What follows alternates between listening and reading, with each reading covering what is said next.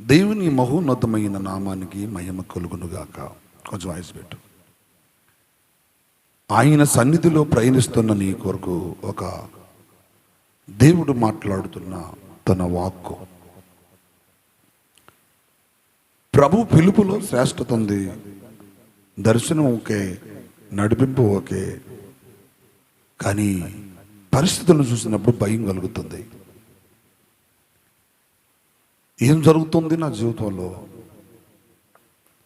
ఏం జరుగుతుంది ఈ పరిచర్యలో, ఏం జరుగుతుంది ఈ ప్రయాణంలో అనే ఒక ఆలోచన నువ్వు కలిగి నడుస్తున్నావు.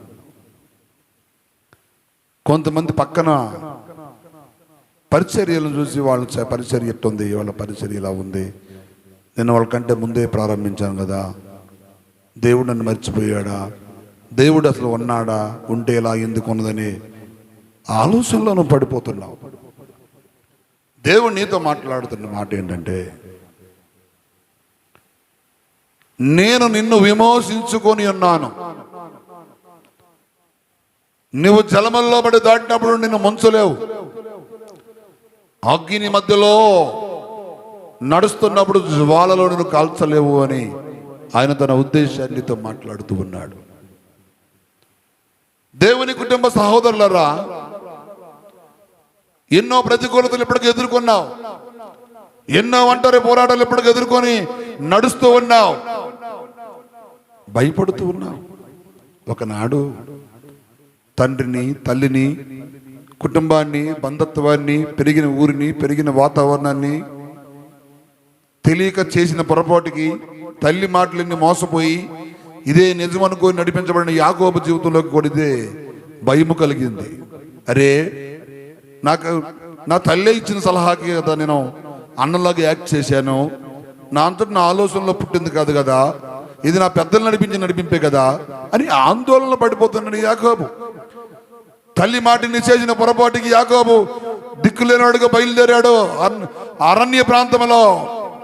కానీ యథార్థమంతుడు యాకోబులో ఏ మంత్రము, ఏ శకునము లేదు అని దేవుడు తన వాక్యంలో మాట్లాడాడు.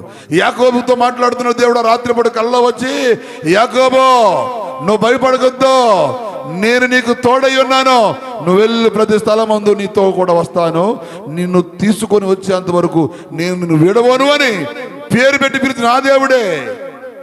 ఒంటరితనంలో ఉంటున్నావు, కలవరంలో ఉంటున్నావు, పరిస్థితులు మాత్రం చేదాటిపోతుంది అనుకుంటున్నావు. ఇంత ప్రార్థన, ఇంత ఉపవాస ప్రార్థన, ఇంత భక్తి, ఇన్ని రకాల ప్రార్థన విజ్ఞాపనలు, ఎన్నో రకాల మీటింగ్లు, ఎన్నో రకాల కోటాలు జరిగించిన ప్రజల్లోని, సంఘంలోని పరిస్థితుల్లోని ఎటువంటి మార్పులు కలగట్లేదు. నేనేమన్నా తప్పు చేశానా, నాదేమన్నా దోషం ఉందని యాకోబులాగా మదనపడుతూ, కలవరపడుతూ, ఒంటరిగా కృంగిపోయి, కుమిలిపోయి ఏడుస్తూ కూర్చున్నావు. నా దేవుడు నిన్ను ప్రేమిస్తున్నాడు. నా దేవుని పిలుపు నీలో స్థిరపరచబడబోతూ ఉంది.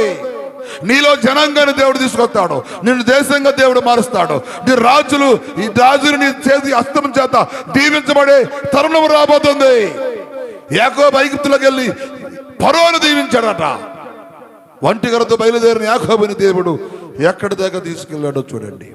దేవుడు అన్యాయస్తుడు కాదండి, దేవుడు కృప చూపేవాడు, ధైర్యపరిచేవాడు, స్థిరపరిచేవాడు. పిలుపులో నిశ్చేత లేని ఒంటరిగా మిగిలిపోయిన గిద్యోను దగ్గర దేవుడు వచ్చాడు. దేవుడు వచ్చి మాట్లాడుతున్నాడు, పరాక్రమం కలిగిన బలాఢ్యుడా, నేను నీకు తోడై ఉన్నాను, లే. ఏలియాతో మరణాపేక్ష గలవాడై ఆ వృక్షం కింద పడుకొని నిద్రపోతున్నప్పుడు దేవదూత పంపించి ఆహారాన్ని నీటి నుంచి ధైర్యపరిచి, ఆహాబో రథము కంటే వేగముగా బయలుదేరే శక్తినిచ్చాడు దేవుడు. నువ్వు లేవాలి, కలవరపడొద్దు, కృంగిపోవద్దు, పరిస్థితులు దారుమానం అయిపోయి అనుకోవద్దు. దేవుడు నీతో ఉన్నాడు, నన్ను లేకపోతున్నాడు. సేవకుడు దేవుడు నీతో మాట్లాడుతున్నాడు. ఏంది ప్రతికూలతలు, ఏంది నిందలు, ఏంది ఒంటరితనం, ఏంది అప్పులు, ఏంది బలహీనత, ఏమిటి అని ఒక ఆందోళనలోకి వెళ్ళిపోయావు. చుట్టూ వాతావరణం వేరేలాగా ఉంది, అందరూ నిన్ను చూసి పైకి నవ్వుతో పలకరిస్తున్నారు, కానీ లోపల విషం పెట్టుకొని మాట్లాడుతున్నారు, కుళ్ళు పెట్టుకొని మాట్లాడుతున్నారు, వారవ లేకుండా మాట్లాడుతున్నారు. అయినా వాళ్ళు కుళ్ళు కొన్నా వారవ లేకపోయినా దేవుడు యోసేపుని చెయ్యి లేపినట్టు, యాకోబుని దేవుడు పెక్కుమందిగా మార్చినట్లు, ఒంటరిగా ఉన్న ఈ అబ్రహాముని ఆకాశ నక్షత్రం వలె సంతానం చేసినట్టు, చుట్టూ ఉన్న ఇస్సాకు బావిల్ని మూర్చుకున్న తరల తవ్వుకొని బలవంతుడిగా చేసిన దేవుడే నీ చెయ్యి మరలా పైకి లేకపోతున్నాడు. నువ్వు భయపడొద్దా, నీ కొరకు దేవుడు ఒక శ్రేష్టమైన మార్గాన్ని నియమించాడు.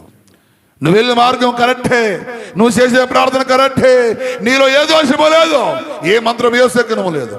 దేవుడు నీ పక్షాన్ని నిలబడి అన్నాడు. ఎందుకు భయపడుతున్నావు?